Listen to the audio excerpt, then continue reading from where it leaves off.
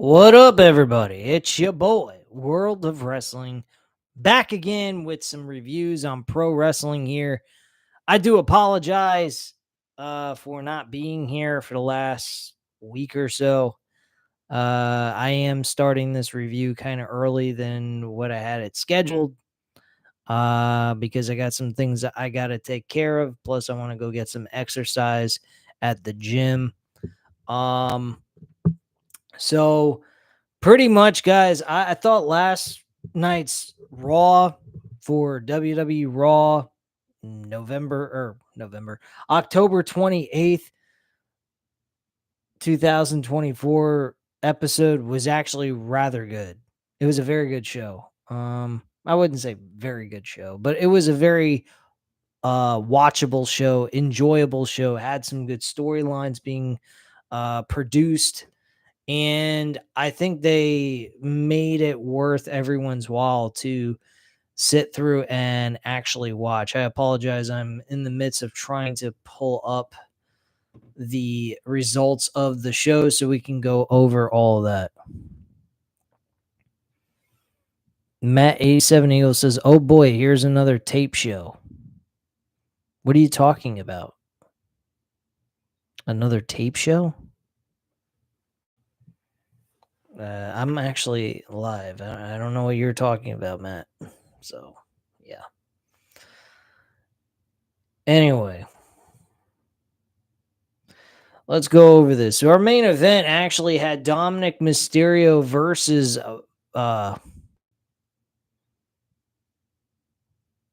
it was taped last week? Son of a bitch. I have this website if you guys are at all interested in it.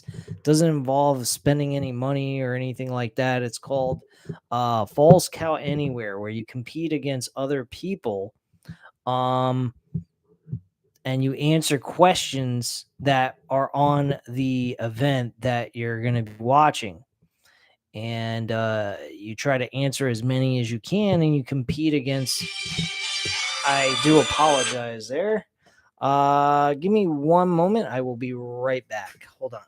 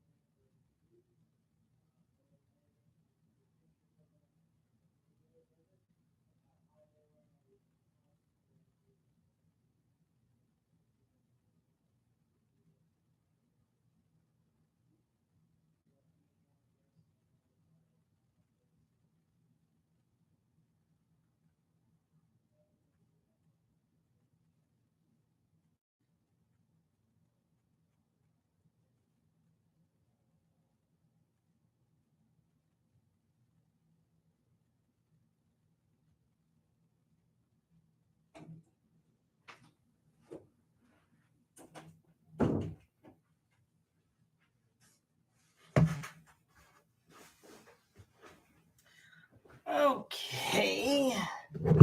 Sorry about that, guys. I went ahead and got a phone call from my wife. Had my phone on loud, which usually I never do, but apparently people call me and I never seem to answer their calls because I don't know that they're calling me half the time, and I kind of prefer it that way anyway. But yeah. Um Getting back to the review, I thought the show was actually good. Uh and talking about the website, I was saying Falls Count Anywhere is a fun website since we don't have the ability to bet on stuff for pro wrestling, which I fucking wish they would. At least in the United States. If you bet on pro wrestling offshores, it is kind of costly because they charge you with all these kinds of fees and bullshit. So it makes it very difficult to actually have the motive to want to keep betting. Not to mention they take a portion of your money out of your winnings when you withdraw from your account, unless you have like Bitcoin or some shit like that. I don't know how to use all that crap. I don't know how to do it. So I'm kind of fucked one way or the other. But I'm going to go over the entire card with you guys. I think Thursday. I think I'll do a live stream for a preview prediction video. If you don't see the scheduled time frame for when I do that, then that means I just chose not to. But yeah, I actually think that there was a lot of things happening on this 2-hour episode of Raw. I've actually really enjoyed these Raw episodes being 2 hours, though there was a lot of things that are cut out. But then again, I think a lot of people prefer it that way, not to mention myself. But ironically enough, I think Triple H was actually doing a good job with these 3-hour episodes. He was really on a roll. And he was keeping people very intrigued by the content he was delivering through these 3-hour episodes until they changed it back to the 2-hour shows. So the main event, Jey Uso kickstarted the show, and he pretty much brought out his brother Jimmy, and mentioned that, we're no longer the ones. We are not this or we're not that. We are actually two individuals. The fans know you as Jimmy, the fans know me as Jey, and we are the Usos. And if we're going to do this, we're going to do this the right way. So Jimmy said, well, you and Roman have to squash this stuff between the two of you as well. And he invited Jey to come to SmackDown this coming Friday to squash that beef and get that all taken care of so that they can focus on going up against the new bloodline with Solo Sikoa. Solo Sikoa made a appearance at Raw last night, and he was going to attack the Usos, and he actually ends up getting he gets kind of destroyed on his own right, actually, believe it or not. So he ends up getting fucked up along with the Jacob Fatu and Tama Tonga and Tamaloa. So they end up getting their asses handed to them.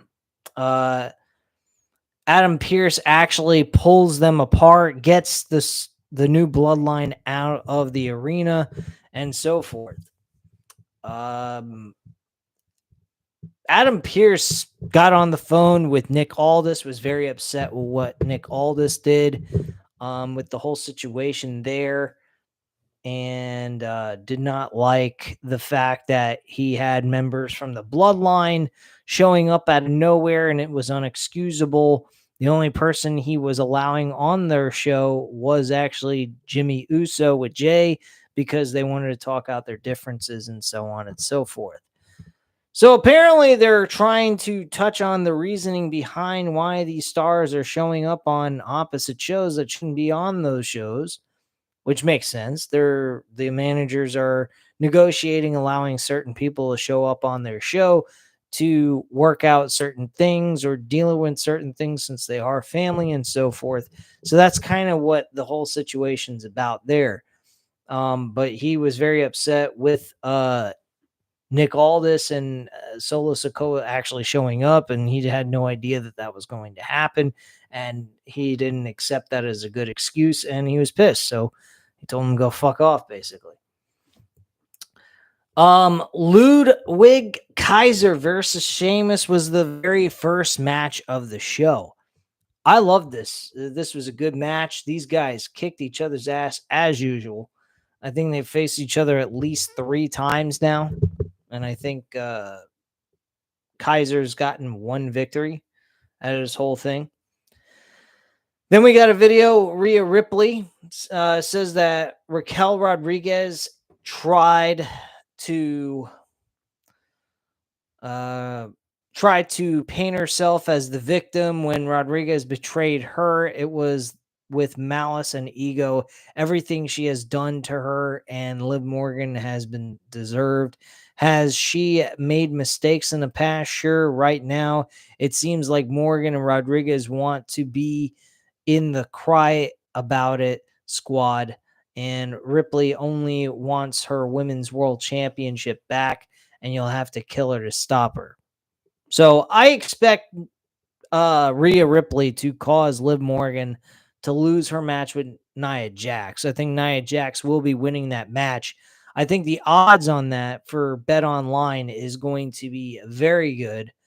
And I think if anyone wants to bet on that website for that specific match, I think wouldn't be wasting their money on it, because I think Nia Jax has got a very solid shot at winning it strictly because of Rhea Ripley's added in situation that could take place at the pay-per-view at Crown Jewel this coming Saturday.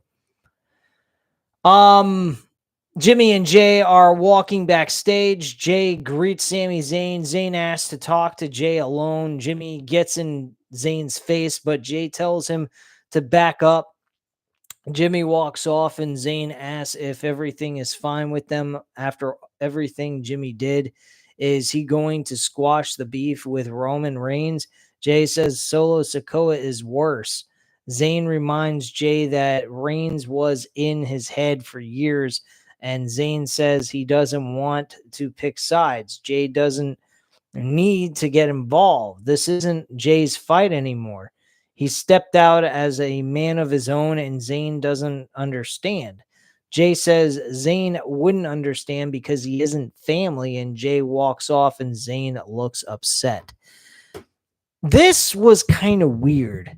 I mean, before this whole situation happened, they were like family, only not blood related, of course. But at the end of the day, they still end up going ahead and forcing the situation that, Jay and Zayn are actually on opposite ends again with each other, like they were when Sammy first came into the bloodline. So it's kind of a awkward situation that makes kind of no sense to me anyway. Later on in the show, though, we see Sami Zayn talking to Solo Sikoa. This was very interesting. This is definitely something that, as an audience, really should be questioning what the hell is going on here now. I don't quite understand what the situation is with this. And my microphone is acting weird here. Anyway. But yeah, this is I think this is gonna be kind of interesting where they go with this. We might see Sami Zayn turn heel. He may not even join up with Roman Reigns and Jimmy and Jay to bring about the original bloodline. All right. So, World Heavyweight Champion Gunther says that Cody Rhodes is the golden boy of this generation. Rhodes is a gutless champion. This is the champion versus champion match for the newly established Crown Jewel Championship, which, again, I don't quite understand the purpose of this title or what it does for any champion, honestly, outside of one champion is going to suffer a loss. To me, it seems kind of fucking stupid, but whatever. Rhodes dragged the people he's closest to into his match. This time it's Randy Orton. This Friday on SmackDown, it's Rhodes and Randy Orton versus Gunther and Kaiser. Gunther tells Rhodes to pull Orton aside and ask what it's like to be choked out by him. The same thing will happen to Rhodes, and he'll realize he is a secondary champion to Gunther. I honestly think that match between Gunther and Cody Rhodes is very hard to tell who's going to win this match. This is probably going to be a very close and long drawn out match. I honestly believe that. Who actually wins? I think I'm going to have to go with Gunther. Believe it or not. Um, and it would make sense. You got a SmackDown women's champion beating the Raw's women's champion. Not bringing those two fucking titles back with the red and the blue bullshit in there. But yeah. And then you have a Raw champion from the men's side beating a SmackDown champion. And there you go. So I think that's probably the direction they're going to go with. They're going to give SmackDown one win and Raw one win. So I think that's the way they're going to kind of push this whole situation. And that's where I think those are going to be your winners of those two major matches between champions. SmackDown side for women's championship gold will win, and Raw side will win for the men. Zelina Vega went up one-on-one against Ivy Nile. Ivy Nile had her victory. Nothing important there. Jey Uso walks up to his brother and says he told Sami Zayn he wasn't family, and Jimmy agrees that he isn't. But Jey says Zayn stepped up when Jimmy gave up on him, and Jimmy says he'll talk to him. Jey is worried that something back will happen, but Jimmy says it will be fine. Okay. We get Seth Rollins out there. This was a good segment. Seth Rollins and Bronson Reed is going to be a very hard match to predict. A lot of these matches are very hard to predict. I don't know which route they're going to go with this match, like who they want to win this match. I don't think that this is going to be the one and only match that these two have going on to pay-per-views. I really don't. I think this ends at Survivor Series in a stipulation match of some sort, and that's probably where it's going to end. But yeah, he pretty much has given up on the whole, woke look. He's gotten his attire to look a little bit more normal, so he doesn't look so fucking ridiculous.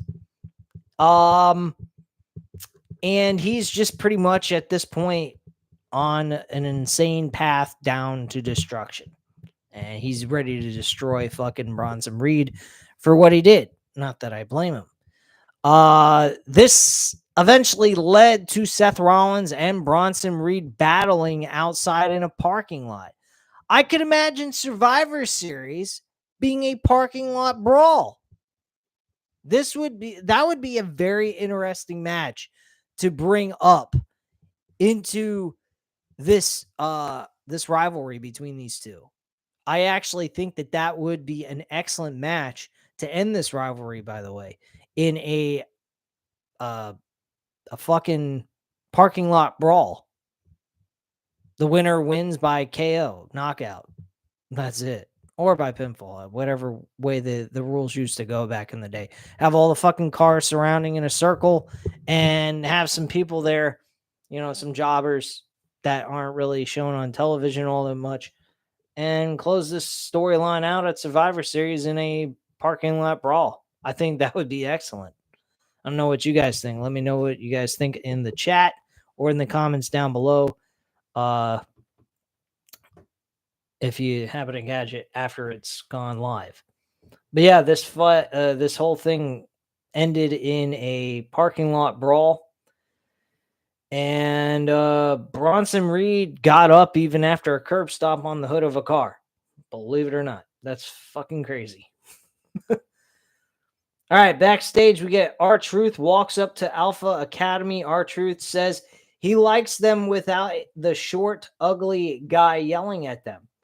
The Miz walks up to R-Truth and apologizes. The final testament got in his head. Miz says he needs R-Truth more than ever. Maxine Dupree tells R-Truth not to listen to Miz, and Miz insults them, but R-Truth says it's between the two of them. R-Truth slaps hands with him and appears to forgive him, but then lays Miz out with a punch. R-Truth wishes him luck with the Wyatts and walks off. I think he also says, "You're going to die." R-Truth walks past Pete Dunne and calls him Butch. And Dunne sneers at him. I actually am liking R-Truth. R-Truth, I don't know if you guys have noticed, R-Truth seems a little bit more serious. He isn't so whacked out of his gourd, acting as if he has amnesia or he's just plain retarded or something. So I'm liking R-Truth lately. I hope R-Truth gets some more serious roles. I think this Pete Dunne incident might be the nail in the coffin for him and might give him the opportunity to have some sort of airtime with a serious storyline instead of these joked out storylines he's been having over this past year. But I like the fact that Triple H is trying to include him on television and giving him some sort of importance throughout the TV shows. So I actually like the fact that he's giving him some sort of segment on the show that's, memorable or funny or something like that. But also he seems like he's becoming a little bit more normal, a normal character instead of being a dumbass. But anyway, we have a triple threat number one contenders match for the finals. Apparently the War Raiders was added to this. They didn't even go through the tournament. LWO and the New Day were involved in this as well. And the New Day end up losing the match. Kofi Kingston takes the L and the War Raiders win the match. Believe it or not, I thought that Kofi Kingston and Xavier Woods was going to turn on each other. I think Xavier Woods was going to turn heel. Nothing really occurred during the end of this match. During that brawl back in the parking lot, the commentators announced that Seth Rollins is at a local medical facility following the brawl with Big Bronson Reed. Then the Miz is demanding to know where his security is, and Raw GM Adam Pearce laughs at him. The Final Testament walks up to him, and Karrion Kross says he has a plan. Miz will help them find Bo Dallas, and when Miz finds him, he could ask why he got involved in Kross's business. If Miz doesn't, he'll break his legs, and Miz looks worried. The fans actually chant "break his legs," believe it or not. That's just plain fucking nuts. So the final, I did discuss this earlier. Jimmy Uso walks outside, finds Sami Zayn talking to Solo Sikoa backstage or outside the arena, and Jay and Jimmy are kind of like, "Oh shit, what the fuck's going on here?" So apparently they think that Sammy's on the other side. Now their attitude is "fuck them, who cares?"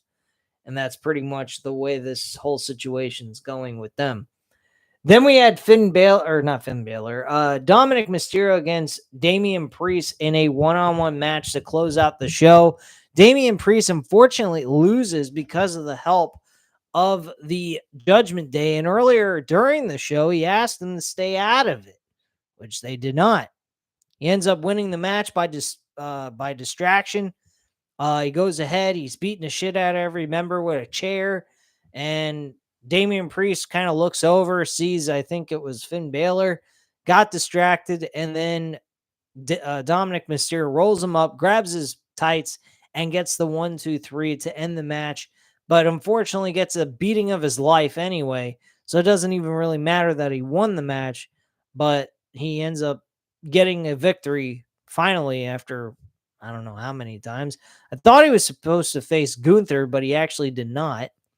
And so he got his ass kicked and handed to him by Damian Priest. Unfortunately, he lost the match because of outside interference and so forth. So that was the show in a nutshell. I think the show was fairly decent. And I think they did an excellent job telling these stories, and there was storyline progression by each segment. So I enjoyed the show. I thought it was fun, and I'm looking forward to next week's Raw. Looking forward to Crown Jewel. Can't wait to see how that show turns out. And yeah, that's pretty much it. So I will catch you guys tomorrow for AEW Dynamite for some more boring pro wrestling from them. Because as of late, I really have gotten pretty bored with their fucking asses. And I don't know how much longer I can keep watching this shit with AEW. But I'm a fan. I want to remain a fan. I want to, be supportive of the promotion, but my god, I don't know how much more I can be supportive of this trash. But anyway, guys, at this time, you know what to do. Hit the like button if you like the video. Hit the subscribe button if you're not already subscribed to the channel. Leave a comment down below, and I'll definitely get back to you on that. Thank you guys very much for watching, and have a great night, guys. Bye.